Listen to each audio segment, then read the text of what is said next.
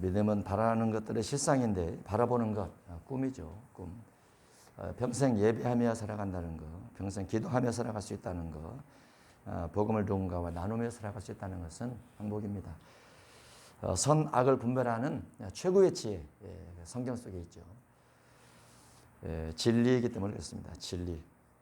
다른 많은 책들도 있지만은 성경만 진리죠. 특히 그 가운데서 부활을 말할 수 있다는 거, 이게 진리입니다. 인생의 마지막 순간이 늘 누구에게나 다 다가오는데 그 마지막 순간이 누군가는 하늘로 갈 수 있는 준비로 살아왔고 누군가는 땅으로 갈 수 있는 준비로 살아오게 되죠. 하늘로 갈 수 있는 준비를 한 사람은 행복이고 땅으로 갈 수 있는 준비를 하는 사람은 죽음이 억울함일 수도 있죠. 우리가 이 땅을 살아가면서 우리 하루하루 한 시간 한 시간 또는 한 달의 삶도 복되게 보람있게 살아갈 수 있도록 하면 너무 좋을 것 같습니다. 예수님이 땅에 오셔서 왜 3년만 공생애를 하셨나, 청년으로 사시다가 왜 생을 마감하시고 부활하셨나, 이런 부분을 생각해 보게 되었습니다. 30년 정도 사역을 하셨으면 훨씬 더 많은 복음을 증거하시고 훨씬 더 많은 이적을 행하시지 않으셨을까라고 생각을 했는데 예수님은 겨우 3년 반 정도만 사역을 하셨죠. 짧은 기간입니다. 그 가운데 제자도 120명 만든 것이 아니고 12명 정도만 만들었죠. 12명으로 온 세상에 복음을 증거하고 하셨습니다. 12명, 겨우 12명이죠. 그런데 진리는 3년 가지고도 예수님의 관점에 충분하기 때문에 3년이고 12명 가지고도 2000년 동안 복음을 증거하기도 충분한 복음의 꽃을 피울 수 있기 때문에 12명이죠. 3년이나 12명이 중요한 것이 아니고 얼마나 복음 속에 있는 사람, 진리 속에 있는 사람이 중요하기 때문에 예수님은 그 길을 걷기 위해서 사역을 하신 것입니다. 예수님을 인간 예수, 청년 예수, 육체를 가진 예수로만 생각을 하면 우리가 예수님에 대한 삶이 좀 짧지만 굵다 이렇게 생각할 수 있지만 예수님 안에 들어있는 신성으로 생각을 하면 3년도 길죠. 3년도 깁니다. 다만 그 3년의 기간 동안 예수님께서 복음을 증거하실 때 예수님의 복음을 제대로 이해한 사람이 없었다는 거죠. 예수님을 따라다녔던 무리는 수만 명이었죠. 수만 명. 발에 밟힐 만큼 따라다녔습니다. 그러나 진리를 제대로 하는 사람은 별로 없었어요. 정말 없었습니다. 나중에 예수님께서 부활 승천하신 후 사울이라는 사람이 예수 믿는 사람을 박해하러 다니다가 거기서 예수님께서 그를 만나주죠. 그를 통해서 진리를 이해시킵니다. 바울이 진리를 이해를 하고 그대로 진리의 복음을 증가하고 진리의 복음을 편지를 써서 옥에 전달하다 보니 그것이 오늘날 우리에게까지 온 성경이 되었습니다. 진리는 어렵죠. 빵을 먹고 주님을 찾은 사람 많았어요. 빵을 따라온 사람, 포도주를 따라온 사람 많았습니다. 죽은 자를 살리고 병든 자를 고쳐서 예수님을 따라온 사람 많이 있었는데 예수님께서 원하는 약속의 자손에 들을 일만한 그와 같은 사람은 거의 없었습니다. 그것이 예수님의 탄식이었죠. 하나님께서 하늘에서 바라보시면서 예수님을 땅에 보냈죠. 아버지께서. 예수님이 아들이 이 땅에 오셔서 복음을 증거하면서 아버지의 탄식도 그거였지 않았나. 예수님을 통해서 약속의 자손, 예수님을 통해서 뭔가 신의 성품을 가진 자를 찾고 찾았는데 모두 다 빵의 눈이 멀어서 모두 다 질병의 눈이 멀어서 모두 다 귀신의 눈이 멀어서 예수님의 본질을 호도하고 이해하지 못하는 자들 때문에 아버지도 탄식하셨는데 그 아버지의 탄식이 우리 속에도 있어야 될 줄 압니다. 본문의 제목은 신의 눈물입니다. 신, 전지전능하신 신, 무소부지하신 신, 못할 것이 없는 그 신이 눈물을 흘렸다. 무엇 때문에 눈물을 흘렸나? 그 신은 만물을 창조하신 분이죠. 천국을 만드시고 지구를 만드시고 우주를 만드신 분이. 우주 가운데서 해와 달과 별들을 하늘에 박아 놓으셨죠. 그리고 밤에 반짝반짝 빛을 내게 하면서 지구를 비추게 하십니다. 그 별들끼리 충돌하는 부분도 있겠지만은 우리가 보는 별들은 별들의 세계가 있죠. 해와 달과 별들도 해와 달이 충돌할 것 같지만 충돌하지 않습니다. 하나님께서 영원히 그 해와 달과 별들을 스스로 움직이게 하시고 과학적 원리에 따라서 창조적 원리에 따라서 사람으로 보고 하나님을 찬양하게 만들어 놨습니다. 그 해와 달과 별들을 만드신 신이 이 땅 육신을 입고 오셔서 눈물을 흘린 겁니다. 그것도 자기가 사랑했던 사람 하나 때문에 눈물을 흘리죠. 이게 가능한가? 왕이 백성의 눈물을 아시는가? 최고의 지도자가 백성의 눈물을 아는가? 세계 지도자는 굶주리고 배고파하는 평민 백성들의 눈물을 의미를 아는가? 그들은 모를 수도 있습니다. 물질을 많이 가진 사람, 권력을 많이 준 자의 물질 없는 자, 권력 없는 자의 아픔을 아는가? 라고 생각하면 모를 수도 있어요. 우리는 예수님을 바라보면서 신의 눈물, 전지전능하신 신의 눈물을 한번 되새길 수 있는 귀한 시간이 되었으면 좋겠습니다. 본문입니다. 요한복음 11장 28절 이하입니다. 이 말을 하고 돌아가서 가만히 그 자매 마리아를 불러 말하되 선생님이 오셔서 너를 부르신다니. 마리아가 이 말을 듣고 급히 일어나 예수께 나아가매. 장례식장에는 한 사람은 있어야 돼요. 상주. 그러죠. 누군가 외부에서 누가 오면 맞이하러 갈 사람도 있어야 되죠. 그래서 마리아는 마르다가 먼저 예수님 맞으러 가고 마리아가 집에 있다가 예수님께서 부르시니까 마리아가 예수님 만나러 갑니다. 마리아가 이 말을 듣고 급히 일어나 예수께 나아가매 예수는 아직 마을로 들어오지 아니하시고 마르다가 맞이했던 곳에 그대로 계시더라. 마리아와 함께 집에 있어 위로하던 유대인들은 급히 일어나 나가는 것을 보고 곡하러 무덤에 가는 줄로 생각하고 따라가더니 곡하러 무덤에 갈 수 있습니다. 곡하러. 지금은 무덤에 가지 않고 납골당에 가죠. 납골당에 현천이 이렇게 쭉 1층부터 10층까지 그 박스가 있죠. 그리고 그 박스 앞에 가서 영정사진을 보고 또 유골함을 보고 눈물을 흘리는 분들이 있습니다. 곡하러 가기도 하죠. 국가에 부름받아서 국가의 일을 하다가 운명하신 분들은 또 현충원 이런 데 갑니다. 그러면 그 고인이 사진으로 이렇게 쫙 올라와서 양력이 쭉 이렇게 내려오면서 몇 년 몇 월 며칠부터 몇 년 몇 월 며칠까지 사시다가 운명하셨습니다. 이런 내용을 쭉 말을 해준대요. 그래서 생전에 어르신을 뵙는 것 같다. 이렇게 말하는 분도 있더라고요. 돌아가신 분이 살아나시죠. 어떻게 보면은 앞으로는 홀로그램으로 나올 수도 있습니다.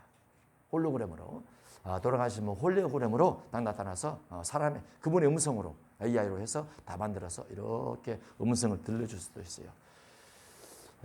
그렇다고 죽으신 분이 살아온 건 아닙니다. 그냥 과학적 기계에 의한 모습이고 언어죠. 과거 역사에 유명했던 김구라든가 안창호 이런 분들, 이수신 이런 분들을 AI로 해서 그 인공지능으로 역사박물관에서 그분이 직접 나와서 말하듯이 이렇게 말하는 그 부분을 현재 국가에서 만들고 있어요. 국가에서 대단한 힘입니다. 과학이. 그러나 실제는 아니죠. 실제로 착각하게 됩니다. 실제로 여러분이 실제가 아니라는 것을 꼭 인식하시기 바랍니다. 실제 아닙니다. 그런데 실제로 인식하게끔 세계가 그렇게 과학이 발달되고 있죠. 예수님께서 오시고 곡하러 무덤에 간 줄 알고 따라갑니다. 이스라엘 장례는 운명하면 바로 그날 장례식을 치른다고 그랬죠. 그러나 곡하는 길이 있습니다. 요셉이 아버지를 위해서 7일 동안 애곡했다라고 되어 있고 모세가 죽은 다음에는 모세를 위하여 애곡하는 기간이 끝나도록 애곡하는 기간이 있어요. 그거를 한 달을 잡습니다. 30일 애곡하는 기간. 이미 죽었는데 왜 죽은 자를 위해서 슬퍼하느냐? 이게 신약 관점은 아닙니다. 신약도 슬퍼할 수 있어요. 왜냐하면 예수님이 그랬잖아요. 예수님께서 나사렛 죽음을 보고 슬퍼했어요. 울었어요. 죽으면 천국 가는데 우리도 기뻐야지. 꼭 그것만 아니에요. 장례식은 육신의 이별입니다. 육신의 이별. 나중에 다 부활돼서 만날 수 있지만은 그래 육신의 이별은 슬픈 거죠. 살아있을 때 사랑하고 정들고 행복하게 했던 것들이 기억되면서 슬픔이 나오는 거죠. 마리아가 예수 계신 곳에 가서 배웠고 그 발 앞에 엎드려 이르되 주께서 여기 계셨더라면 내 오라버니가 죽지 아니하였겠나이다. 예수님께서 계셨더라면 안 죽었을 텐데요 라고 말하고 있죠. 신명기 32장 나 외에는 신이 없도다. 나는 죽이기도 하고 살리기도 하며. 예수님이 그런 분이죠. 예수님 일부러 늦게 오시죠. 예수님은 다 아십니다. 그 나사로가 죽었고 죽은 지 나흘 후에 오시죠. 장례식 끝난 다음에 오십니다. 그러나 아버지께서 아버지 앞에 예수님이 기도하셨고 아버지께서 나사로를 죽은 가운데서 살리실 걸 믿고 이곳에 온 거예요. 살리실 걸 믿고 예수께서 그 마리아와 대화를 하면서 예수께서라는 예수라는 이 단어를 이 속에 따로 문단처럼 나눠서 기록해냈습니다. 그 예수님께서 신 중에 신이라 그 말이죠. 만물을 창조한 신이라 그 말이죠. 전지전능한 신이라 그 말이죠. 나사로뿐만 아니라 이미 죽은 청년도 살렸고 야이로의 딸도 예수님이 죽은 가운데서 살리신 그 예수님이시죠. 아브라함보다 먼저 계셨고 천국과 지구보다 먼저 계셨던 그 예수님께서 전지전능하신 분으로 그곳에 와서 마리아를 만나고 마르다를 만나고 있죠. 그 예수님은 선악을 아는 분 중 하나이고 성정이 우리와 같은 사람입니다. 우리가 하나님의 형상과 모양대로 만들어졌는데 그분이 예수님이세요. 예수님을 닮았죠. 우리가 예수님을 닮았는데 다만 능력적인 부분은 예수님과 다르죠. 능력적인 영원성에서 예수님과 다르죠. 선악을 분별하는 부분에서도 예수님과 다르죠. 예수님은 끊임없이 기도 가운데서 선악을 분별하지만 우리는 기도하지 않고 우리가 가진 지식에 의해서 선악을 분별하려고 하니까 그런 부분이 다릅니다. 그럼에도 불구하고 예수님은 만왕의 왕이시다. 만왕의 왕이시오. 만주주시다. 그 안에는 신이 충만하다. 신성이 충만하다. 신이란 무엇입니까? 우리가 생각하는 신의 개념은 무엇일까요? 돌상, 목상의 비는 금칠한 그 석상의 비는 자들의 신에 대한 기대. 신은 무엇이라고 생각할까요? 야, 신이 크다. 10m, 20m. 뭔가 돌로 만들어서 크게 만들어 놓으면 사람은 작잖아요. 그래서 야, 신이 위대하다. 위대해야 돌이죠.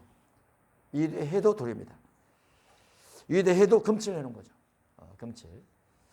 제가 서울 거기 양재 옆에 거기 큰 불상이 있습니다. 그 앞에 한 번씩 지나가죠. 그 공부로 가면서 지나가는데 길에서 보입니다. 차는 이만하고 불상은 산같이 서 있어요. 산같이. 그 불상이 제가 알기로 100억 들여서 만든 불상입니다. 100억. 우리나라 유명 정치인들이 다 가서 머리를 조아리고 그 주지와 악수를 하고 인사를 나눴던 그 불상이. 그 불상이죠. 불상이 많은 분합니다. 성령은 주님은 우리에게 음성을 들려주시죠. 음성을 들려주세요. 우리가 기도할 때 음성을 들려주십니다. 왜냐하면 그분은 살아계시기 때문에. 그 예수님을 우리가 신으로 믿고 있죠. 그 예수님이 하셨던 일들, 업적들, 행적들을 따라서 기록된 성경을 따라 믿고 그분을 따라갑니다. 왜냐하면 그분이 우리의 신이고 우리가 따라갈 모델이기 때문에. 그래서 예수님을 믿고 따라가고 있죠. 각자마다 사람마다 내가 우상시하는 사람이 있습니다. 내가 좋아하는 사람이 있습니다. 내가 좋아하는 추론, 이론이 있습니다. 인문학이 있고 과학도 있죠. 많은 부분들이 있습니다. 그러나 영생을 줄 수 있는 대상은 예수님밖에 없습니다. 영생을 줄 수 있는. 우리에게 진리를 가르쳐 주시고 선악이 무엇인지 알려주신 분도 예수님밖에 없습니다. 예수님 한 분밖에 없어요. 다른 데서 진리를 찾으려고 하면 실패합니다. 실패해요. 무엇에 실패하느냐? 다른 부분도 진리가 아니에요. 죽음에서 부활하지 못했어요. 예수님만이 유일하게 우리의 진리시죠. 예수님을 따라가는. 그래서 성경을 읽는 거죠. 구약시대 엘리야는 우리와 성경이 같은 사람이로되 엘리야 대단한 능력 가진 사람이죠. 역시 죽은 자를 살렸고 비를 내리게 했습니다. 비를 못 오게 했죠. 3년 반 동안. 다시 기도해서 비를 내리게 했습니다. 대단한 능력을 가지고 있습니다. 죽음을 경험하지 않고 회오리의 바람을 타고 하늘로 승천해 버렸어요. 그래서 승천해서 셋째 하늘에 딱 가서 계십니다. 셋째 하늘에. 예수님께서 변화산에 기도로 가시니까 엘리야가 나타났어요. 나타나서 엘리야와 모세 함께 나타나서 거기에 예수님과 대화를 합니다. 예수님과 별세, 예수님이 죽으심에 대해서 이야기를 하죠. 그 엘리야 대단한 우리와 성질 같지만 정말 기도 많이 하는 사람, 하나님의 뜻을 알고 하나님의 뜻 가운데서 민족을 사랑하고 민족을 위해서 기도했던 사람, 많은 이적과 기적을 일으키면서 하나님의 살아계심을 증거했던 사람 엘리야. 대단한 엘리야입니다. 그도 우리와 성전이 같아요. 감정도 이성도 같아요. 예수님도 마찬가지죠. 그러나 예수님 속에는 신성이 있고 엘리야 속에는 정말 많이 기도했던 기도를 통해서 하나님의 불말과 불평가가 가득했던 그 엘리야입니다. 우리도 기도를 통해서 불말과 불평가가 가득해야 민족을 지키고 우리가 기도할 때 현장에서 일하는 사람들이 이길 수가 있어요. 동성애 옹호론 자들을 이길 수 있습니다. 우리가 기도를 해요. 성전에 같지만은 기도하는 사람은 하나님의 군대가 있고 기도하지 않는 사람은 하나님의 군대가 없죠. 없어요. 그래서 인생을 자기 혼자 살아 힘들게. 자기 혼자 힘들게. 성령이 돕거나 하나님의 사자가 도우면 인생이 좀 낫습니다. 인생 어쨌든 흙에서 나서 흙으로 돌아가지만 그 사이에 얼마나 많은 갈등이 있습니까? 얼마나 많은 갈등이. 내 육신을 내려놓고 주를 의지하고 믿음으로 기도하면서 인생을 짧다라고 생각하지 말고 길다라고 생각을 해서 기도하고 또 기도하다 보면 하나님의 선하심이 우리를 이끌어가게 되어 있습니다. 본문입니다. 그가 우는 것과 또 함께 온 유대인들이 우는 것을 보시고 심령에 비통히 여기시고 불쌍히 여기사 이르시되 그를 어디 두었느냐 이르되 주여 와서 보옵소서 하니 예수께서 눈물을 흘리시더라. 나사로 죽은 걸로 인해서 누이가 웁니다. 동네 사람도 웁니다. 예수님도 웁니다. 예수님도 눈물을 흘리죠. 이에 유대인들이 말하되 보라 그를 얼마나 사랑하셨는가.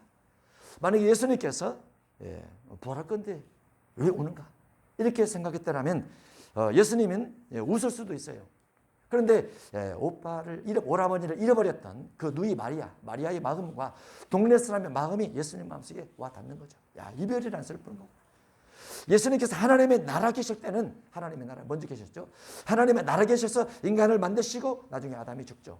노아를 만드시고 나중에 노아가 죽죠. 아브라함을 만드시고 아브라함이 나중에 죽죠. 하나님의 나라에서 계실 때는 그 이별의 슬픔에 대한 표현이 없어요. 성경에는. 예수님께서 육체를 입고 오셔서 예수님의 사랑에서 늘 신방을 다녔던 그 나사로 마리아 마르다 집에 가서 신방을 다니시면서 나사로가 나병이 있었죠. 고치지 못했어요. 고치지 않으셨어요. 그리고 그도가 정이 들었죠. 그도가 식사를 나누시고 잠도 같이 잤는지는 모르겠어요. 어쨌든 정과 사랑이 들었어요.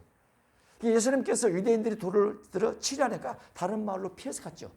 거기에다가 이제 나사로가 죽었다는 소식을 듣게 됩니다. 그리고 다시 오게 되죠. 오면서 마리아가 오라버니와 이별했던 그 아픔의 마음이 예수님 마음속에 들어오는 거죠. 아, 슬프구나. 육체를 가진 사람의 죽음은 슬픈 것이구나. 육체를 가져서 병들어 죽는 것은 아픈 것이구나. 예수님이 눈물을 흘립니다. 예수님이. 그 예수님의 눈물이 우리 마음에 와닿는 부분이 있어야 되지 않을까 생각합니다. 왜냐하면 우리가 신앙인이라는 것은 나만을 사랑하는 것이 신앙인 아닙니다. 이웃을 사랑해요. 이웃. 나뿐만 아니라 이웃. 누가 19장 41절에 가까이 오사 성을 보시고 우시며 예수님의 예루살렘 성을 바라보면서 예루살렘 성이 미래가 보이는 겁니다. 예루살렘 성이 미래가 보이는 거예요. 미래가. 근데 그 미래 속에 평화가 깨지고 날이 이르면 원수들이 토둔을 쌓고 너를 둘러 사면으로 가두고 너와 그 가운데 있는 네 자식들을 땅에 매거치며 돌 하나도 돌 위에 남기지 않고 다 무너뜨려 버릴 것이다 라는 것을 예수님께서 아시게 됩니다. 사람의 미래를 축복으로 안다는 것은 축복입니다. 사람의 미래를 진노로 안다는 것은 재앙이에요. 재앙. 사람의 미래를 축복으로 하면 축복이잖아요. 저 사람의 미래 속에 재앙이 있을 것이다. 아파요. 아프죠. 예수님께서 예루살렘 성이 무너질 걸 바라보시고 눈물이 나는 거죠. 수십 년 후지만 예수님께서 운명하시고 33세 운명하시고 70세 그게 터지니까 37년 걸리죠. 예수님께서 운명하시고 37년 후에 외국에서 침략해 들어와서 높은 흙을 쌓아서 성을 침략해 들어와서 다 죽여버린다. 다 쓸어버린다. 라는 것을 예수님이 미리 보시고 눈물을 흘리는 거예요. 우리는 우리의 미래를 잘 모르죠. 그래서 미래에 어떤 일이 있을지 모르니까 슬프진 않죠. 슬프진 않아요. 또 예측은 나면 준비할 수 있죠. 기도 가운데서 준비하고 육체 가운데서 준비할 수 있으니까 괜찮아요. 그래서 미래를 모르는 사람도 답답하죠. 예수님이 예루살렘의 미래를 보시고 야 앞으로 이런 일이 있을 거야 우십니다. 신이 인간의 미래에 대해서 운다는 거. 신이 전능하신 분이 운다는 거. 한 도시를 건설하고 대륙을 만들어서 인간 세계에 5대양 6대주를 만들어주신 그 주께서 우신다는 거. 그 우심의 배경 속에 무엇이었습니까? 하나님을 정말 사랑하지 않고 진리 가운데 거하지 아니하면 악을 선하다 말하면서 불의를 행하는 사람들을 향한 하나님의 심판, 하나님의 언약을 어긴 자들을 향한 하나님의 심판을 예수님께서 보시고 오시는 거죠. 그 속에는 언약을 지켰으면 심판을 면할 수 있을 것인데 회개를 했더라면 심판을 면할 수 있을 것인데 나는 간절함이 그 속에 배어 있는 거죠. 예수님 속에. 물론 나사로가 죽음을 통해서 마르다를 보시고 오시는 부분은 인간 육체를 가진 인간의 어떤 이별, 아픔 이런 것 때문에 오시는 거지만 예수님의 눈물은 그 외에도 많이 있죠. 예레미야 2장 11절에 내 눈이 눈물에 상하며 내 눈이 눈물에 상하며. 저는 처음에 그렇게 생각했어요. 너무 많이 울었죠. 예전에 눈물 기도를 정말 많이 했죠. 눈에서 나는 눈물은 그 결정체가 깨끗한 물이 아닌가. 그래서 눈을 깨끗하게 치료할 것이다 이렇게 생각을 했었어요. 그런데 2박 3일 울고 일주일 내내 울어보면 눈이 막 붓습니다. 부어요. 눈물의 기도, 민족을 위한 눈물의 기도 정말 많이 했죠. 국가를 위해서. 죽어가는 영혼들을 위한 기도 많이 했죠. 정말 눈이 부을 만큼, 눈이 안 떠질 만큼. 눈이 눈물에 상합니다. 창자가 끊어지며 내 간이 땅에 쏟아졌으니 딸 내 백성이 패망하며 어린 자녀와 젖먹는 아이들이 성읍 길거리에서 기절할 것을 알기 때문에 에레미야가 이와 같이 눈물로 기도를 하는 겁니다. 이런 마음들은 하나님의 마음과 같죠. 하나님께서 창조하신 하나님의 사람들이 하나님의 언약을 어겨서 자꾸 악으로 가니까 하나님께서 에레미야를 통해서 미래가 이렇게 될 것이다. 이렇게 되지 않도록 네가 기도해라. 네 민족이 회개할 수 있도록 네가 기도해라. 네가 선포해라. 진리 가운데 살아가도록 하나님의 언약을 지켜서 하나님의 진노가 내리지 않도록 네가 설교 좀 해라오. 나는 하나님의 간절함이 에레미야 속에 들어가니까 에레미야가 그 마음을 품고 백성들에게 선포하는데 안 듣잖아요. 동성애에서는 안 됩니다. 안 듣잖아요. 동성애 국가가 망하게 하는 비결입니다. 안 듣잖아요. 이미 소돔과 고모라가 망했잖아요. 소돔과 고모라가 망했어요. 로마서 1장에서 남자가 남자와 더불어 여자가 여자와 더불어 안 된다고 기록되어 있잖아요. 하나님의 진노가 임한다고 되어 있잖아요. 국가를 망하지 않게 하려면 하나님의 언약 속에 있어야 되죠. 진리 속에 있어야 되죠. 국가를 망하지 않게 하려면. 가정이 망하지 않으려면 마찬가지고 하나님의 진노가 신속히 내리지 않냐므로 사람이 악을 행해도 그게 의인 줄 착각하고 있지만 성경 기록되어 있죠. 악은 악이다. 불의는 불이다. 죄는 죄다. 하나님은 그 길을 많으셔서 그 악과 죄 가운데서 돌이켜 회개를 하면 용서를 내주십니다. 용서를 내주세요. 자비를 베풀어 주세요. 진노를 연기시켜 줍니다. 그게 기독교인이 해야 될 일이고 악에 대해서 불에 대해서 맞서 싸워야 될 일이죠. 그리고 간절한 회개를 통해서 악의 하나님의 심판을 막아서는 거예요. 누군가는 예수님께서 흘린 눈물 속에 이 세계를 바라보시면서 구약의 여호와 하나님이나 사복음서 예수 그리스도나 사도행전 이하의 하나님의 성령이나 동일한 마음입니다. 악한 자가 심판받아서 다 죽어버렸다. 이게 아니고 악한 자가 돌이켜 하나님을 섬기고 회개하고 용서를 구하는 그와 같은 것을 원하기 때문에 하나님께서 선지자 통해서 이와 같은 말씀들을 기록해 놓은 것이죠. 시편 119편 136절 그들의 주의 법을 지키지 아니하므로 내 눈물이 신냇물같이 흐르나이다. 주의 법을 지키지 아니하므로 시편 기자 속에 눈물이 나는 거예요. 왜 그렇습니까? 주의 법을 지키지 아니하면 하나님의 진도가 오죠. 주의 법을 지키면 하나님의 축복이 오고 시편 기자 알고 있는 거죠. 보라 학대받는 자들의 눈물이로다. 그들에게 이로자가 없도다. 하나님은 선하게 사람을 만드셨죠. 아담과 하와. 예수님을 통해서 예수님 피를 믿고 그 원죄가 용서된 사람도 예수님께서 그래 너희 죄 다 용서됐어. 깨끗하게 됐어. 내가 깨끗한 옷을 입혀줄게. 흰옷을 입혀주십니다. 그리고 그 이름을 생명책에 기록해 두시고 그러면서 무엇을 말씀하십니까? 이제 네가 깨끗하게 됐으니 다시 죄 짓지 말고 다시 불의하게 살지 말고 다시 더럽게 살지 말고 깨끗하게 살아. 깨끗하게. 그러면 하나님의 심판이 피해가고 하나님의 축복이 네게 다가올 거야.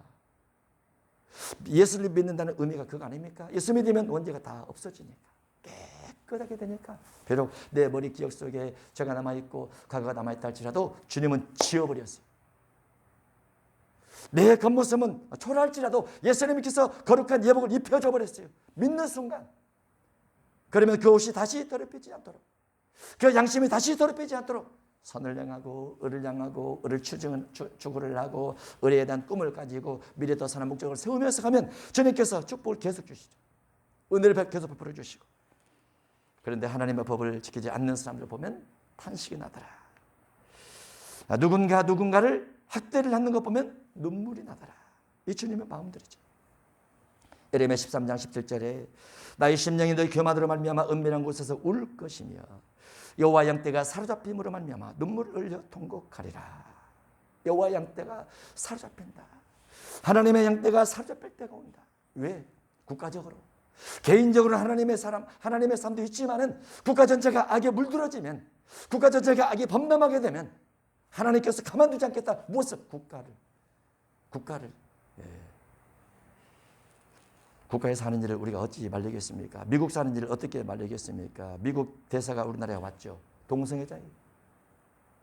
왜 동성애자를 우리나라 주한 대사로 미국에서 보냈는지 모르겠어요. 좀 건강한 사람 보내지. 거기는 동성애가 합법이죠. 우리나라 불법이잖아요. 아직은 불법이잖아요. 아직은. 합법 안 됐으니까. 동성애 미국 대사를 보내면 안 되지. 왜 동성애자를 보내요? 자기 나라 합법이 우리나라 불법이면 우리나라 법을 지켜야지. 오늘이 제헌절이죠. 헌법에 기초하에 국가가 운영이 돼야 맞죠. 그 헌법을 만드는데 얼마나 많은 학자들이 동원이 돼서 수많은 시간과 노력과 학문적 연구를 통해서 법을 만들어냈습니까? 우리나라는 불법이에요. 우리나라는. 법 안에 있을 때 우리가 보호받을 수 있는 거죠. 법을 지킬 때 우리가 하나님의 은혜를 경험하죠. 하나님의 법 안에 있을 때 우리는 하나님은 사랑이시다. 무슨 사랑입니까? 진리 안의 사랑이에요. 진리 안의 사랑. 비진리와 죄를까지 사랑할 수 없어요. 그럼 예수님께서 빌라도 용서하시고 대제사장 죄를 용서하시고 다 용서해서 혼자 죽고 부활 안 되고 끝냈지. 그건 아니잖아요. 무언가 진리 속에서 우리가 의를 추구하고 진리 속에서 불법을 분별해서 의로 가야 돼요. 그래야 양심이 있는 양심이 깨끗하고 거룩해지고 사회가 공평하고 화평하고 이렇게 지내지 않습니까?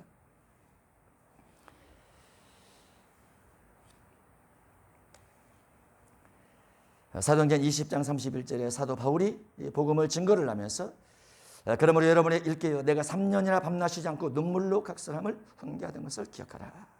에베소 교회 장로들을 모아놓고 하는 말입니다. 에베소 교회가 타락한 우상 숭배 장소였거든요. 우상을 많이 숭배했던 그와 같은 지역이었어요. 그런데 그곳에 에베소 교회 장로들을 모아놓고 그들에게 밤낮 눈물로 간절히 훈계했습니다. 진리 따라 사십시오. 부활하신 예수님을 절대로 놓치지 마십시오. 세상과 우상과 말씀을 섞지 마십시오. 그리고 진리 중심한 성경 중심한 신앙을 추구하십시오. 내가 떠나갈지라도 내가 여러분들을 주와 그리스도의 말씀께 부탁을 드립니다. 여전히 성경을 남겨놓고 가죠. 성경. 사도 바울의 눈물의 훈계.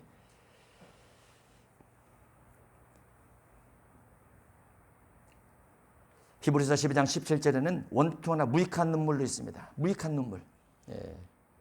에서가 축복을 이어받기 위해서 눈물을 흘리며 기도를 했지만 아버지가 그들 축복기도 해주지 못했습니다. 그런 부분도 있습니다. 어쨌든 우리가 예수님의 눈물 속에 여러 가지 의미를 생각하면서 우리가 민족과 우리 가정과 또 우리 교회와 그리고 추구하는 미래를 향해서 선하고 의롭게 눈물을 흘릴 수 있는 선한 것에 대한 원통 가질 수 있는 그런 사람이 되어야 될 줄로 압니다. 37절 본문입니다. 그중 어떤 이는 말하되 맹인의 눈을 뜨게 한 이 사람이 그 사람은 죽지 않게 할 수 없었더냐. 맹인의 눈을 뜨게 했다면 나사로 나병 가운데서 질병으로 죽지 않고 살게 할 수 있지 않았겠느냐. 물론 예수님 할 수 있죠. 다만 예수님은 질병을 치료해도 목적과 뜻이 분명합니다. 하나님의 영광을 위한 것이죠. 그저 아무렇게나 무조건 고치고 무조건 다 대해주고 그런 건 아니에요. 예수님의 목적의식은 명확하죠. 그래서 맹인을 눈을 뜨게 했던 그 사람이 동네 사람들 말하는 거죠. 이 사람은 죽지 않게 할 수 없었더냐. 이 예수께서 다시 속으로 비통히 여기시며 무덤에 가시니 무덤이 구리라 돌로 막았거늘. 나사로가 있는 그 무덤으로 가게 됩니다. 이 예수께서 시대 돌을 옮겨놓으라. 돌을 옮겨놓으라. 예수님께서 부활시킬 준비를 하는 겁니다. 나사로를 부활시킬 준비를 하는 거죠.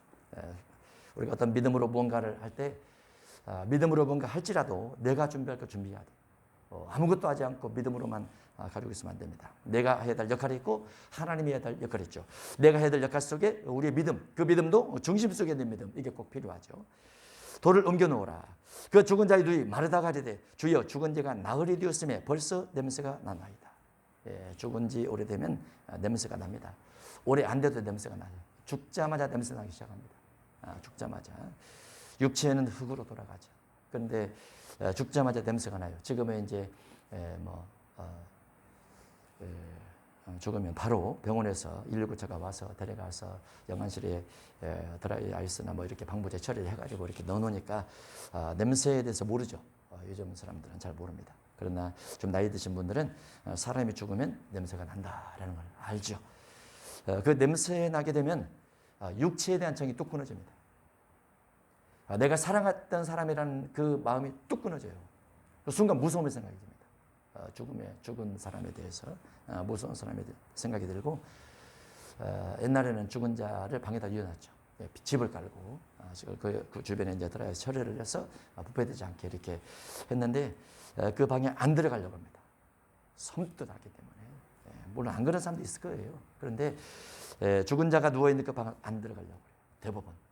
왜? 내가 그분이 살아있을 때 내가 정이 들고 함께 앉아서 대화를 하고, 또 그 품에 안기기도 하고, 또 사랑하고 섬기고 또 이해하고, 이런 부분들을 많은 것들이 있음에도 불구하고 죽었다라는 생각이 드는 순간 몸이 차가워지면서 내가 그를 가까이가 어려운 그런 사람이 됩니다.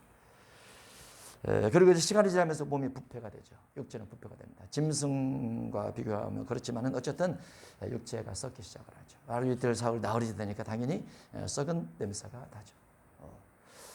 그분이 내 식구였나, 그분이 내 가족이었나, 내가 아는 지인이었나, 이런 생각이 그 냄새를 통해서 멀어집니다. 멀어져요. 그리고 나서 이제 죽은 자를 장례를 다 하고 나면 죽은 자의 영혼이 어디 있을 것인가라고 생각해서 제사를 지냅니다. 그 육체가 죽으면서 영혼은 어디로 갑니까? 그 영혼도 대한민국 땅, 또 전라북도 전주시 서수학동 거기에 살고 계실까? 다른 사람의 영혼은 어디 살고 계실까? 그러면 전라북도 전주시 완산구 서수학동 이 번지에서 죽은 사람이 500년, 1000년, 2000년 거슬러 올라가면 수도 없이 많을 겁니다. 땅이 좁아서 못 살 거예요. 그죠? 죽은 후의 세계에 대해서 생각을 안 해봐서 그렇지 정말 땅이 좁아서 못 살 겁니다. 과거에는 이 자리가 번화가 있는지도 몰라요. 과거에는. 그리고 1000년, 2000년, 3000년, 4000년, 5000년, 6000년 전까지 다 거슬러 올라가면 땅 한 평이 아니고 땅 한 발쪽 떼기도 어려울 만큼 많은 사람이 죽었을 거예요. 그 넓은 들판에서 그러면 사시나? 저 산속에 가서 사시나? 죽으면 훨씬 더 넓을 테니까 거기 사시나? 모르죠. 지식이 없으니까. 그런 지식 없잖아요. 죽음 후의 세계에서 온 사람만 그 세계를 말해주죠. 그분이 예수님이세요. 예수님만이 그 죽음 후의 세계를 말할 수 있습니다. 아무도 죽음의 세계에 갔다가 온 자가 없어요. 죽었다가 사는 자가 없어요. 예수님밖에. 예수님께서 하신 말씀이 옳은 거죠. 그분이 죽었다가 살아나셨기 때문에. 이 세상에 오시기 전에도 하나님의 나라에 계셨고, 계신 그 하나님의 나라에서 둘째 하늘, 죽음 후의 세계를 다 알고 계셨고, 그분께서 만드셨고, 그분께서 만드셨어요. 만드신 분이 알죠. 누가 알아요? 어느 종교가, 특정 종교가 다 죽은 후의 세계를 말한다 할지라도 가짜예요. 왜 그렇습니까? 죽었다 못 살아났잖아요. 그 종교 교주가 못 살아났잖아요. 종교 교주가. 예수님만 할 수 있어요. 그 예수님께서 죽은 자를 살리시죠. 죽음 후의 세계가 있죠. 죽음 후의 세계. 하늘로 가는 자가 있고 땅으로 내려가는 자가 있습니다. 우리는 하늘로 갈 준비를 하는 것이죠. 예수께서 이르시되 내 말이 네가 믿으면 하나님의 영광을 보리라 하지 아니하느냐. 믿으라. 믿음을 요구하십니다. 믿으면 영광을 보고 믿지 아니하면 영광을 볼 수 없다. 믿음이란 무엇인가? 믿음이란 무엇인가? 사람이 죽어버렸는데 죽은 자를 향해서 믿음을 가지라고 주께서 말씀하고 계세요. 돌을 옮겨놓으니 예수께서 눈을 들어 우러러보시고 이르시되 아버지여 내 말을 들으신 것을 감사하나이다. 아직 안 살아났는데 예수님께서 감사하기도 하고 있습니다. 아직 부활이 안 됐는데 예수님께서 감사하기도 했어요. 아직 사건이 결말이 안 났는데 지금 감사하기도 하고 있어요. 우리가 삶 속에서 힘든 이유가 무엇입니까? 감사가 아니고 현실에 대한 부정, 불평, 불만, 비판, 판단, 정죄 때문에 마음이 아픈 거예요. 감사 부분으로 싹 바꿔놓으면 마음의 상처가 없습니다. 하나님의 오묘하신 섭리와 뜻을 생각하면 불편한 마음이 없어요. 그런 마음에 감사가 생기면 마음에 상처가 되지 않아요. 왜 우울증이 생깁니까? 나 중심에서 부정적으로 생각하니까 우울증이 생기는 거예요. 긍정적으로 생각하면 우울증 안 생깁니다. 절대 안 생겨요. 절대로. 항상 내 말을 들으시는 줄을 내가 알았나이다. 그러나 이 말씀 하는 것은 둘러선 무리를 위함이니 곧 아버지께서 나를 보내신 것을 그들로 믿게 하기 위해서 아직 부활이 안 됐음에도 불구하고 감사하고 있죠. 이 말씀하시고 큰 소리로 나사로야 나오라. 큰 소리로 나사로야 나오라. 누구 보고 말하고 있습니까? 무덤 문이 열려있고 죽어있는 시체를 향해서 썩은 냄새가 나는 그 시체를 향해서 나사로야 나오라 말하고 있어요. 누가 이 선포를 할 수 있습니까? 예수님만 선포할 수 있어요. 예수님만. 예수님 외에는 절대로 선포할 수 없어요. 사망에서 사람을 불러올 수 없어요. 낙원에서 사람을 불러올 수 없어요. 예수님만 불러올 수 있어요. 예수님만. 그래서 나사로가 낙원에 가 있었겠죠. 나흘이 다녔으니까. 낙원에서 나사로가 주님의 음성을 듣는 겁니다. 주님이 나를 부르신다. 내려왔겠죠. 천사가 보냈겠죠. 성령께서 그렇겠죠. 그리고 육체와 결합이 돼서 벌떡 일어나는 겁니다. 누가 그 말을 할 수 있다고요? 예수님만 그 선포를 할 수가 있어요. 제가 부활에 대해서 이야기하면서 우리의 삶이 죽은 것 같을지라도 두려워하지 말라. 믿음으로 선포하면 죽음 가운데서 부활될 수 있다. 우리의 생활이 죽은 것 같을지라도 두려워하지 말라. 믿음으로 선포하면 살 수 있다. 왜냐하면 예수님께서 나의 신이 되시고 예수님께서 나의 능력이 되시고 예수님이 나의 눈물이 되기 때문에 내 간절함을 주께서 아시고 나를 향해서 똑같이 말씀해 줄 수 있어요. 그래서 믿음의 사람은 어떤 상황이 처할지라도 기도하지 못한 것이 안타까운 것이지, 기도하는 사람이라면 사망아 호통을 치고 지옥을 향해서 호통을 치고 귀신을 향해서 호통을 치고 낙심절명의 마음을 향해서 호통을 치면서 나는 주를 믿어. 내 인생 가운데서 나를 승리케 하실 주를 믿어. 기도하면 돼요. 기도하면. 주보다 자신을 더 믿는 사람이 있으면 어리석은 사람입니다. 우리는 연약한 사람, 부족한 사람이, 나중에 썩을 냄새나는 죽을 사람이. 예수님은 그렇지 않죠. 그 주를 의지하고 믿으면서 한 걸음 한 걸음 옮겨가는 겁니다. 죽은 자가 수족을 배로 둥인 채로 나오는데 그 얼굴은 수건에 쌓였더라. 예수께서 이르시되 불어넣어 탄핵이 하라. 부활되지 않습니까? 부활되죠. 우리는 이 부활시킨 예수님을 믿는 사람이라는 것, 우리의 삶도 부활될 수 있다는 것, 기도함으로 한 주간을 사셔서 여러분 삶 속에 부활을 체험하는 귀한 역사에 시작되기를 주 이름으로 축복합니다. 기도하겠습니다. 하나님 아버지 감사합니다.